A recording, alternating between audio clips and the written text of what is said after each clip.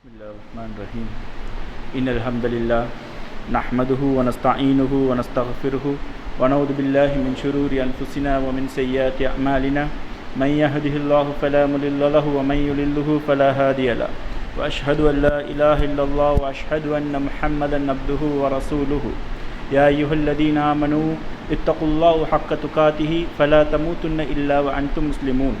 وقال أيضا يا أيها الناس اعبدوا ربكم الذي خلقكم من نفس واحدة وخلق منها زوجها وبث منهما رجالا كثيرا ونساء فاتقوا الله الذي تساءلون به والأرحام إن الله كان عليكم رقيبا وقال نبينا صلى الله عليه وسلم وأصدق الحديث كتاب الله وخير الهدي هدي محمد النبي صلى الله عليه وسلم وشر الأمور محدثاتها وكل محدثة بدعة وكل بدعة ضلالة وكل ضلالة في النار رب اشرح لي صدري ويسر لي أمري واحلل عقدة من لساني يفقهوا قولي எல்லாம் வல்ல அல்லாஹ் தஆலாவை போற்றி புகழ்ந்ததன் பின்னால் கண்மணி நாயகம் ஸல்லல்லாஹு அலைஹி வஸல்லம் அவர்களையும் அன்னாரை பின்பற்றி வாழ்ந்த உத்தம தோழர்கள் மீதும் நல்லோர்கள் மீதும் அல்லாஹ்வின் சாந்தியும் சமாதானமும் என்றென்றும் உண்டாவதாக என கூறி இன்றைய உலகத்திலே நாகரீகங்கள் தோன்றிய பல இடங்களை பற்றி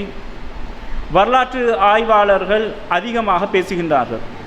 குறிப்பாக சிந்து நதி நாகரீகம் என்று கூறுவார்கள். சிந்து நதி நாகரீகம் என்பது ஒரு நதி, அந்த சிந்து நதியை அடிப்படையாக கொண்டு அங்கு வாழ்ந்த மக்கள் கூட்டங்களை வைத்து மனிதகுல நாகரீகங்கள் தோன்றியது என்று சொல்லி ஆய்வாளர்கள் சிலர் குறிப்பிடுகின்றார்கள். அதே போன்று மொசபத்தேமிய நாகரீகம் என்று சொல்லி கூறப்படுகின்றது. இந்த மொசபத்தேமிய நாகரீகமும் அந்த பிரதேசத்தைச் சேர்ந்த ஒரு மக்கள் கூட்டம் அங்கு வாழ்ந்து ஒரு நாகரீகமான சமுதாயமாக மக்கள் வாழ்ந்தார்கள் என்பதை கூறுவார்கள்.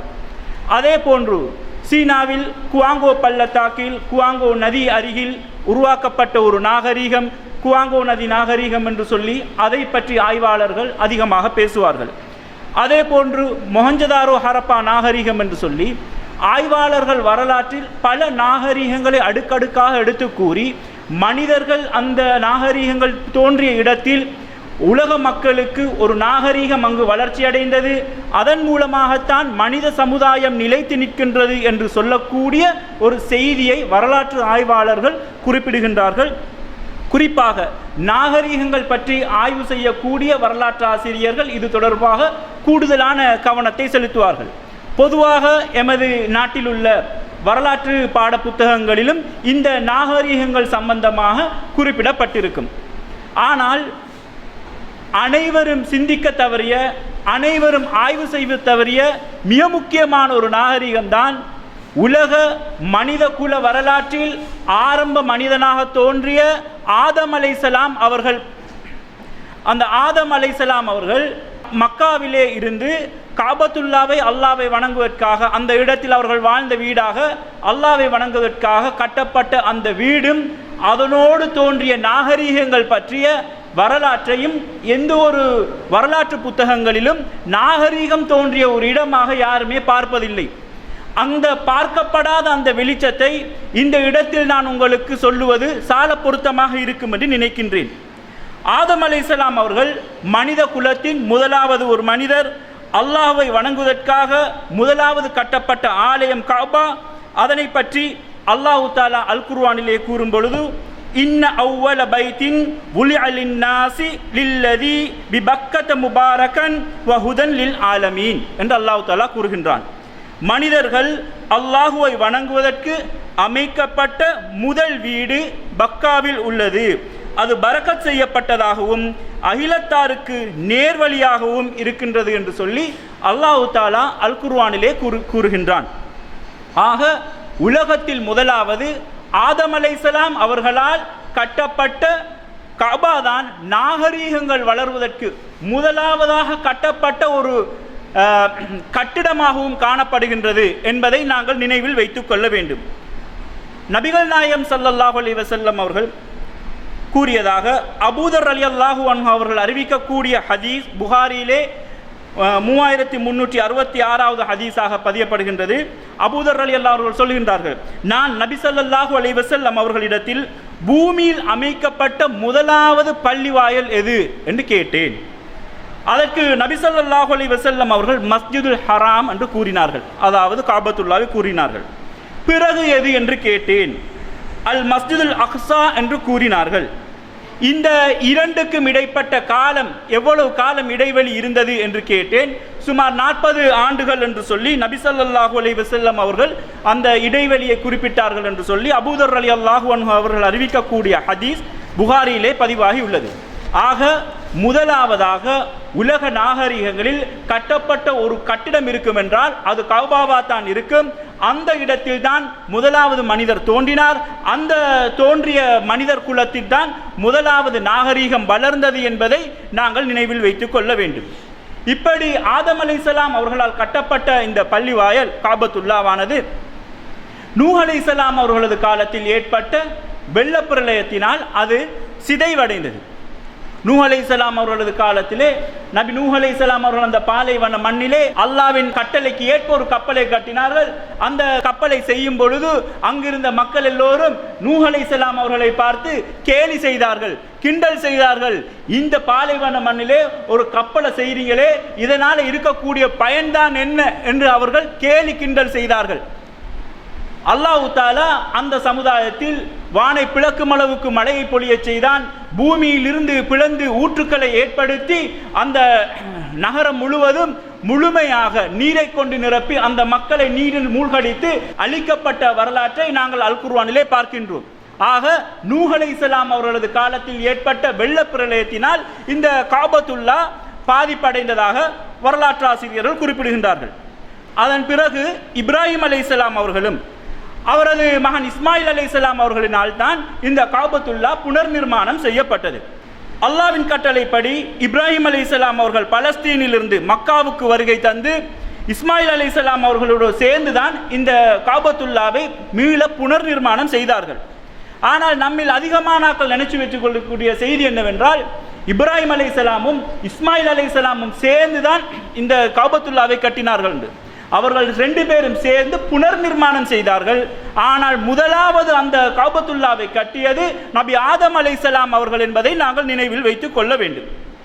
ஆக இப்ராஹிம் அலைஹிஸ்ஸலாம் அவர்களுக்கு அவர்கள் பலஸ்தீனிலிருந்து அல்லாஹ்வுடைய கட்டளையின் பிரகாரம் ஹாஜர் அலைஹிஸ்ஸலாம் அவர்களை மக்காவில் கொண்டு வந்து விடுகின்றார்கள். விடும் பொழுது அந்த ஹாஜர் அலைஹிஸ்ஸலாம் அவர்கள் கேட்கிறார்கள், அல்லாஹு அமரக பிஹாதா, அல்லாஹ் உமக்கு இதனை ஏவினான் என்று கேட்கிறாங்க. ஏனென்றா பாலைவனத்தில் எந்த ஒரு மக்கள் சஞ்சாரமும் இல்லாத இடத்துல, ஒட்டுமொத்தமாக யாருமே இல்லாத இடத்துல தனியாக கொண்டு வந்து ஹாஜர் அலைஹிஸ்ஸலாம் அவர்களை விட்டுவிட்டு அவர்கள் செல்லும் பொழுது ஹாஜர் அலைஹிஸ்ஸலாம் கேட்கிறாங்க, இப்ராஹிம் நபியே, இது அல்லாஹ்வா உங்களுக்கு இந்த கட்டளையை ஏற்படுத்தினான் என்று. அவர்கள் ஆம் என்று சொன்னதோடு அவர்கள் அதை பொருந்திக் கொள்கிறார்கள். அல்லாஹ் இந்த விடயத்தை எனக்கு செஞ்சான் என்று சொன்னா அல்லாஹ் என்னை கைவிட மாட்டான் என்று சொல்லி ஹாஜர் அலைஹிஸ்ஸலாம் அவர்கள் பொருந்திக் கொள்கிறார்கள். இந்த சந்தர்ப்பத்தில் அவர்கள் இருந்த இடத்தை விட்டு இப்ராஹிம் அலைஹிஸ்ஸலாம் சென்று ஒரு துஆவை கேட்கின்றார்கள். எங்கள் இறைவனே, நிச்சயமாக நான் என் சந்ததியை சங்கையான உன் வீட்டின் அருகே விவசாயம் இல்லாத இப்பள்ளத்தாக்கில் எங்கள் இறைவனே அவர்களை தொழுகை நிலைநாட்டுவதற்காக குடியேற்றி இருக்கின்றேன் என்று சொல்கின்றார்கள். இந்த இடத்தில் வரக்கூடிய பைத்திகல் முஹர்ரமு, உன் சங்கையான வீடு என்று சொல்லக்கூடிய அந்த வாசகம் என்னென்று சொன்னால் காபத்துல்லாவை குறிக்கின்றது. ஆக இப்ராஹிம் அலைஹிஸ்ஸலாம் அவர்கள் கொண்டு வந்து வைக்கும் பொழுதே அந்த இடத்துல காபத்துல்லா இருந்தது. அந்த இடத்தில் வைத்து அவர்கள் துஆ கேட்கின்றார்கள், நான் என்ற பிள்ளைகள் எல்லாத்தையும் விட்டுட்டு போறேன், உனது பாதுகாப்பிலே என்று சொல்லிட்டு இப்ராஹிம் அலைஹிஸ்ஸலாம் அவர்கள் போகிறார்கள். இந்த சந்தர்ப்பத்துக்கு பிறகு இஸ்மாயில் அலைஹிஸ்ஸலாம் அவர்கள் தாகத்தினால் அழுகிறார்கள். அழுத நேரத்தில் அந்த இடத்தில் அவர்கள் சஃபா மர்வாக்கிடையிலே ஓடுகிறார்கள். ஓடி ஓடி யாராவது மனிதர்கள் வருகிறார்களா, உதவிகள் ஏதாவது கிடைக்குமா என்று அவர்கள் தவித்துக் கொண்டிருக்கின்ற நேரத்திலே ஜிப்ரீல் அலைஹிஸ்ஸலாம் அவர்கள் தமது குதி காலால் தோன்றினார்கள் அல்லது அவர்களது இறக்கைகளால் தோன்றினார்கள் என்று ஹதீஸ்களிலே வருகிறது. அந்த இடத்திலிருந்து தண்ணீர் பீரிட்டு பாய்ந்து கொண்டு வந்தது. அந்த இடத்தில் ஹாஜர் அலைஹிஸ்ஸலாம் அவர்கள் அந்த தண்ணீரை நிப்பாட்டு, கொஞ்சம் மெதுவா வா என்ற கருத்துப்பட கூறியதாக ஹதீஸ்களே வருகின்றது. அப்படி அவர்கள் சொல்லாவிட்டால் அந்த நீரில் அந்த நீரூற்றாக ஆறாக பாய்ந்து ஓடி இருக்கும் என்று சொல்லப்படுகின்றது. இந்த செய்திகள் அனைத்தையும் பார்க்கும் பொழுது ஒரு நீர்நிலை நாகரீகம் ஒன்று அந்த இப்ராஹிம் அலைஹிஸ்ஸலாம் அவர்களது காலத்திலே ஏற்படுகின்றது. இந்த ஜம்சம் நீரூற்று வந்ததன் பின்னால் தான் அந்த இடத்தை சேர்ந்து அந்த இடத்தை ஒட்டி மக்கள் குடியேறுகின்றார்கள். வசிப்பதற்கு ஒரு இடமாகவும் நீரூற்றுள்ள ஒரு இடமாகவும் அந்த மக்கா பிரதேசத்திலே இந்த ஜம்சம் நீரூற்று மாத்திரம் இருந்ததால் மக்கள் வசிப்பதற்கு ஒரு உகந்த இடமாக அது மாறப்படுகின்றது. அதன் பிறகு மக்கள் அங்கே கொஞ்சம் கொஞ்சமாக குடியேறினார்கள். இந்த சந்தர்ப்பத்தில் அன்னை ஹாஜர் அலைஹிஸ்ஸலாம் அவர்கள் அந்த ஜம்சம் தண்ணீரை அருந்துகிறார்கள். குழந்தைக்கு பாலூட்டினார்கள். அப்பொழுது அந்த வானவர் அவர்களிடம் ஒரு மலக்குமார் நீங்கள் கேட்பாரற்று வீணா அழிந்து போய்விடுவேன் என்று எண்ணிவிட வேண்டாம், யாருமே இல்லாத இடத்தில் இருக்கிறேன் என்று சொல்லி நீங்க அழிந்து பெய்த்திடுவேன் என்று சொல்லி நீங்க பயப்பட வேண்டாம் என்று சொல்லி ஆறுதல் சொல்கின்றார்கள். ஏனெனில் இந்த குழந்தையும் இவருடைய தந்தையும் புதுப்பித்து கட்டவிருக்கின்ற அல்லாவின் இல்லம் இங்கு உள்ளது. இஸ்மாயிலும் அவருடைய தந்தை இப்ராஹிமும் சேர்ந்து புதுப்பித்து புனர் நிர்மாணம் செய்யப்பட வேண்டிய காபத்துல்லா இங்கே இருக்குது என்று சொல்லி அந்த வானவர் சொல்லிவிட்டு அல்லாஹ் தன்னை சார்ந்தோரை கைவிட மாட்டான் என்று சொல்லக்கூடிய ஹதீஸ் புகாரியிலே பதிவாகி உள்ளது. ஆக இந்த வரலாறுகளை எல்லாம் பார்க்கும் பொழுது நீர்நிலை நாகரிகமாக தோன்றிய இந்த காபத்துல்லா பிரதேசத்திலே இப்ராஹிம் அலைஹிஸ்ஸலாம் அவர்களும் அவர்களது மகன் இஸ்மாயில் அலைஹிஸ்ஸலாம் அவர்களும் அந்த இடத்தில் அந்த பள்ளியை அல்லாஹ்வின் கட்டளை பிரகாரம் புனர் நிர்மாணம் செய்கின்றார்கள். இதை அல்லாஹ் தஆலா அல் குர்ஆனிலே என் வீட்டை சுற்றி வருபவர்கள் தங்கியிருப்பவர்கள் ஆகியோருக்காக தூய்மை செய்யுமாறும் இப்ராஹிமிடமும் இஸ்மாயிலிடமும் நான் உறுதிமொழி வாங்கினோம் என்று சொல்லக்கூடிய வசனம் சூரா பக்ராவிலே பதிவாகி உள்ளது. அதே போல இது யர்ஃபஉ இப்ராஹீமு கவாயித மினல் பைத்தி வ இஸ்மாயில், இப்ராஹிமும் இஸ்மாயிலும் அவ்வீட்டின் அடித்தளத்தை உயர்த்தினார்கள் என்று சொல்லக்கூடிய குர்ஆன் வசனம் இப்ராஹிம் அலைஹிஸ்ஸலாமும் இஸ்மாயில் அலைஹிஸ்ஸலாமும் சேர்ந்து புனித கஅபாவை புனர் நிர்மாணம் செய்தார்கள் என்ற வரலாற்றை நாம் பார்க்கின்றோம்.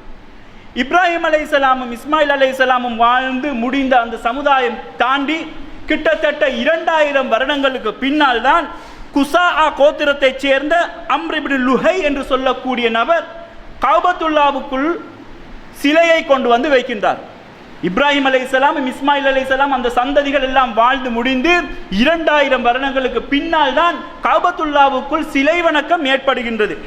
இந்த சிலை வணக்கம் அதன் பிறகு கொஞ்சம் கொஞ்சமாக அதிகரித்து கஅபாவுக்குள் இப்ராஹிம் அலைஹிஸ்ஸலாத்துக்கும் இஸ்மாயில் அலைஹிஸ்ஸலாத்துக்கும் சேர்த்தே சிலைகள் வைக்கப்பட்டதாக வரலாற்றுகளில் குறிப்பிடப்படுகின்றது. கிறிஸ்துவுக்கு பின் 440ஆம் ஆண்டு இஸ்மாயில் அலைஹிஸ்ஸலாம் அவர்களது வழித்தோன்றலில் வந்த அதுனான் பரம்பரையைச் சேர்ந்த குசை என்பவர் மக்காவை கைப்பற்றார். மக்காவை கைப்பற்றினதுக்கு பின்னாடி அந்த குசையை சேர்ந்தவர்கள் குறைஷி கோத்திரத்தினராக இருந்ததால அவர்களது பரம்பரை குறைஷி கோத்திரத்தினர் மக்காவை முழுமையாக ஆட்சி செய்யக்கூடிய அதிகாரம் படைத்த நபர்களாக மாறுகின்றார்கள். அவர்களது கைகளுக்கு இந்த ஜம்சம் தண்ணீரை பராமரிக்கிறதுக்கு அவர்கள கைகளில் இந்த ஜம்சம் தண்ணீரை பராமரிக்கிறதும் இந்த மக்காவை காபத்துல்லாவை பராமரிக்கிற விடயமும் அந்த கோத்திரத்தினருக்கு அப்படியே வருது. இந்த கோத்திரத்தினர் அப்படி இருந்த நேரம் பல நூற்றாண்டுகளுக்கு பிறகு ஜுருஹும் கோத்திரத்தினர் வராங்க. அந்த காபத்துல்லா பிரதேசத்தில் ஜம்சம் தண்ணீர் வந்த பிரதேசத்தை வந்த கிணற்றை அப்படியே மூடி ஜம்சம் தண்ணீரை இருந்த இடம் இல்லாமல் தெரியாமல் அப்படியே வச்சுட்டு போகிறாங்க. அந்த ஜம்சம் தண்ணீரை அப்படியே மூடி வச்சுட்டு போகிறாங்க. அந்த கிணத்தை அப்படியே மூடி வச்சுட்டு போனதுக்கு பின்னாடி அப்துல் முத்தலிஃபுடைய ஆட்சி காலத்தில் அவர் காபத்துல்லாவுக்கு தலைவராக வந்ததுக்கு பின்னாடி தான் அவர் அந்த ஜம்சம் கிணற்றை தோண்டி திரும்ப எடுக்கிறார். இது வரலாறுகளில் சொல்லப்படுது. அப்துல் முத்தலிஃபுடைய ஆட்சி காலத்தில் தான் யானைப்படை வந்ததாகவும் அது அழிக்கப்பட்ட வரலாற்றையும் நாம் அனைவரும் அறிந்து வைத்திருக்கின்றோம். இதே போல நபி ஸல்லல்லாஹு அலைஹி வஸல்லம் அவர்கள் இந்த சம்பவத்துக்கு பின்னாடி 30 வருடங்களுக்கு பிறகு குறைஷி கோத்திரத்தினர் அந்த காபத்துல்லாவை புனர் நிர்மாணம் செய்கிறாங்க. புனர் நிர்மாணம் செஞ்சு காபத்துல்லாவை கட்டியெல்லாம் முடிஞ்சதுக்கு பிறகு ஹஜருல் அஸ்வத் கல்ல அந்த இடத்துல வைக்கிறதுக்கு அவர்கள் ஆலோசித்து கொண்டிருந்த நேரம் ஒவ்வொருவரும் நாங்கள் தான் அந்த வைக்கணும் என்று சொல்லி அவங்களுக்குள்ள ஒரு பிரச்சனை ஒன்று வருது. அப்போ அவங்களுக்குள்ள பேசி ஒரு முடிவொன்று எடுக்கிறாங்க. நாளைக்கு காபாவுக்கு யார் முதலாவது வாராரோ அவர் அந்த கல்லை தூக்கி வைக்கட்டும்னு சொல்லி அவர்கள் எதிர்பார்த்து கொண்டிருக்கிறாங்க யார் முதலாவது அந்த நபர் வாராருன்னு சொல்லி. அப்போ நபிகள் நாயகம் ஸல்லல்லாஹு அலைஹி வஸல்லம் அவர்கள் வாரார்கள். வந்ததோடு அவர்கள் எல்லோரும் ஏகமனதாக அவர்களை ஏற்றுக்கொண்டார்கள். ஏன்? நபிகள் நாயகம் ஸல்லல்லாஹு அலைஹி வஸல்லம் அவர்கள் சிறு வயதில் இருந்தே அல் அமீன் அஸ் சாதிக் என்று பெயர் பெற்றவர். நம்பிக்கைக்கு பொறுப்பானவர், உண்மையாளர் என்று சொல்லி அந்த சமுதாயத்தில் பெயரெடுத்த நபிகள் நாயகம் ஸல்லல்லாஹு அலைஹி வஸல்லம் அவர்கள் ஏற்றுக்கொண்டார்கள். அவர்கள் ஏற்றுக்கொண்டு நபிகள் நாயகம் ஸல்லல்லாஹு அலைஹி வஸல்லம் என்ன செய்றாங்க, ஒரு புடவை எடுத்து அந்த புடவையில ஹஜருல் அஸ்வத் கல்லை வைத்து அந்த குறைஷி கோத்திர தலைவர்கள் எல்லாரும் அதை தூக்கி கொண்டு வர நபிகள் நாயகம் அந்த கல்லை எடுத்து காபத்துல்லாவில் வைத்த வரலாறு நாங்கள் அறிந்து வைத்திருக்கின்றோம். இந்த சம்பவங்களுக்கு பின்னாடி இந்த மாதிரி தான் காபத்துல்லாவுடைய வரலாறு காணப்படுகின்றது. இந்த காபத்துல்லாவுக்கு ஏகப்பட்ட சிறப்புகள் காணப்படுகின்றது. இப்ராஹிம் அலைஹிஸ்ஸலாம் அவர்கள் இந்த காபத்துல்லா பிரதேசத்தில் செய்த துஆ மிகவும் முக்கியமானது. இறைவா, இவ்வூரை பாதுகாப்பு மையமாக ஆக்குவாயாக. உலகத்திலேயே பாதுகாக்கப்பட்ட ஒரு நகரம் இருக்கும் என்று சொன்னால் அது மக்கா தான். அந்த பக்கா என்று சொல்லக்கூடிய மக்கா தான் அந்த முழுமையாக பாதுகாக்கப்பட்ட ஒரு இடமாக இப்ராஹிம் அலைஹிஸ்ஸலாம் அவர்கள் கேட்ட துஆவின் பிரகாரம் அது இருக்கின்றது.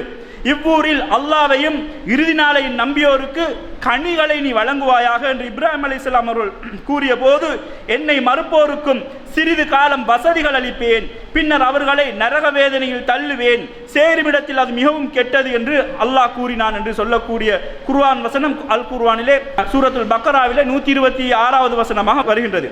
அதே போல இப்ராஹிம் அலைஹிஸ்ஸலாம் மேலும் ஒரு பிரார்த்தனை செய்கின்றார்கள். எங்கள் இறைவா, எனது சந்ததிகளை உனது புனித ஆலயத்துக்கு அருகில் விவசாயத்துக்கு தகுதியில்லாத இந்த பள்ளத்தாக்கில் இவர்கள் தொழுகையை நிறைவேற்றுவதற்காக குடியமர்த்தி விட்டேன். எனவே எங்கள் இறைவா, மனிதர்களின் உள்ளங்களை இவர்களை நோக்கி விருப்பம் கொள்ள வைப்பாயாக. இவர்கள் நன்றி செலுத்திட இவர்களுக்கு கனிகளை உணவாக வழங்குவாயாக என்று சொல்லி கேட்ட துஆவும் அல் குர்ஆனிலே பதிவாகியுள்ளது. அதே போன்று நபிகள் நாயகம் ஸல்லல்லாஹு அலைஹி வஸல்லம் அவர்கள் கூறுகின்றார்கள், இப்ராஹிம் அலைஹிஸ்ஸலாம் அவர்கள் மக்காவை புனித நகரமாக ஆக்கினார்கள், அதற்காக பிரார்த்தித்தார்கள். இப்ராஹிம் அலைஹிஸ்ஸலாம் மக்காவை புனித நகராக்கியது போன்று நான் மதீனாவை புனித நகராக்கியுள்ளேன். இப்ராஹிம் அலைஹிஸ்ஸலாம் மக்காவுக்கு பிரார்த்தித்தது போன்று நான் மதீனாவுக்கு பிரார்த்தித்துள்ளேன். நான் மதீனாவுக்காக அதன் சாஉ முத்து ஆகியவற்றில் வளம் ஏற்படுவதற்காக நான் பிரார்த்தித்தேன் என்று சொல்லக்கூடிய செய்தி புகாரியிலே பதிவாக்கப்பட்டுள்ளது. ஆக உலகத்தில் ஏனைய நகரங்கள் பாதுகாப்பில்லாத ஒரு நகரங்களாக இருக்கும் பொழுது எந்த இடத்தில் எந்த குண்டு வெடிக்கும், என்னென்ன பிரச்சனை ஏற்படும் என்று சொல்லி யாருக்குமே தெரியாது. ஆனால் அல்லாஹுவால் பாதுகாக்கப்பட்ட ஒரு நகரமாக இருக்கும் என்று சொன்னால் அது காபத்துல்லாவை அண்டியுள்ள மக்கா பிரதேசம் என்பதில் எந்த விதமான சந்தேகமும் கிடையாது. அதே போல உலகத்திலேயே பாதுகாக்கப்பட்ட ஒரு வழிபாட்டு தலம் காணப்படும் என்று சொன்னால் அதுவும் மக்காவில் இருக்கக்கூடிய காபத்துல்லா தான் என்பதை நாங்கள் நினைவில் வைத்துக் கொள்ள வேண்டும். நாங்கள் நம்முடன் சேர்ந்து நேர்வழியை பின்பற்றினால் எங்களின் பூமியிலிருந்து வாரி செல்லப்பட்டு விடுவோம் என்று அவர்கள் கூறுகின்றார்கள். அபயமளிக்கும் புனித தலத்தை அவர்களுக்கு வசிப்பிடமாக நாம் ஆக்கவில்லையா என்று அல்லாஹ் தஆலா கேட்கின்றான். இந்த அபயமளிக்கப்பட்ட இடம் என்று சொல்கின்றது புனித காபத்துல்லா அமைந்திருக்கக்கூடிய அந்த சூழல் தான். அதே போன்று அல்லாஹ் தஆலா வஹாதல் பலதுல் அமீன், அபயமளிக்கும் இவ்வூரின் மீது சத்தியமாக என்று சொல்லி இந்த ஊரு மிக முக்கியமாக அல்லாஹ்வினால் பாதுகாக்கப்பட்டு அபயமளிக்கப்பட்ட ஒரு இடமாக இருக்கின்றது என்று சொல்லி அல்லாஹ் தஆலா அல் குர்ஆனிலே கூறுகின்றான். மேலும் இந்த கௌபா யாராலையும் அழிக்க முடியாத ஒரு இடமாக இருக்கின்றது என்பதை நாங்கள் பார்க்க இருக்கின்றோம். நான் ஏற்கனவே கூறியது போன்று அப்துல் முத்தலிபுடைய காலத்திலே ஆப்ரஹா என்று சொல்லக்கூடிய ஒரு மன்னன் அவன் என்ன செய்கிறான், சன்ஆன் என்று சொல்லக்கூடிய ஒரு இடத்திலே ஆப்ரஹா மிகப்பெரிய ஒரு கோவிலை கட்டுகிறான். கோவிலை கட்டிவிட்டு அந்த கோவிலில் அனைவரும் வணங்கணும் என்று சொல்லி மக்களுக்கு சொல்கிறான். ஆனால் மக்கள் யாருமே அந்த கோவிலுக்கு சென்று வணக்க வழிபாடுகளில் ஈடுபடவில்லை. மக்காவில் இருந்து சென்ற ஒரு நபர் என்ன செய்கிறாரு, அந்த கோவில் அப்படியே சுற்றி பார்த்துட்டு ஒரு இடத்துல மலம் கழித்து விட்டு வாரான். இதை பார்த்ததோட ஆப்ரஹாவுக்கு பெரிய ஒரு கோபம் வருது. இந்த காபத்துல்லா இருக்கும் வரைக்கும் யாருமே எனது கோவிலில் வணங்க மாட்டார்கள் என்று சொல்லி காபத்துல்லாவை இடிப்பதற்காக தயாராகிறான். இதற்காக மிகப்பெரிய யானை படைகளை கொண்டு காபத்துல்லாவை தாக்குவதற்காக வருகிறான். வரும் பொழுது ஒவ்வொரு இடத்தில் இருக்கக்கூடிய மிகப்பெரிய படைதானே, அந்த படையை வரும் பொழுது இருக்கக்கூடிய எல்லா சொத்து செல்வங்களையும் அவன் புடுங்கி எடுத்துக்கொண்டு எல்லாத்தையும் பறிச்சு எடுத்துக்கொண்டு வாராரு. ஒரே இடத்துல அப்துல் முத்தலிப் என்ன செய்கிறாரு, அவருடைய ஒட்டகங்களை எல்லாத்தையும் அவங்க களவு எடுத்துட்டு பறிச்சு எடுத்துட்டு வராங்க. அப்துல் முத்தலிப் அந்த இடத்துக்கு போறாரு. போய் ஆப்ரஹாம் மன்னனை சந்திச்சு, இது எல்லாம் எனது ஒட்டகம், இந்த ஒட்டகத்துக்குரிய எஜமான் நான், நீங்க எனக்கு இதை திருப்பி தந்துட வேண்டும். ஆனா காபத்துல்லா அதனுடைய எஜமான் அல்லாஹ் அதன் பொறுப்பு அவன் பார்த்து கொள்வான் என்று சொல்லவும் அவங்க சிரிக்கிறாங்க. அந்த நேரத்தில் அவங்களை ஏளனம் செய்கிறாங்க.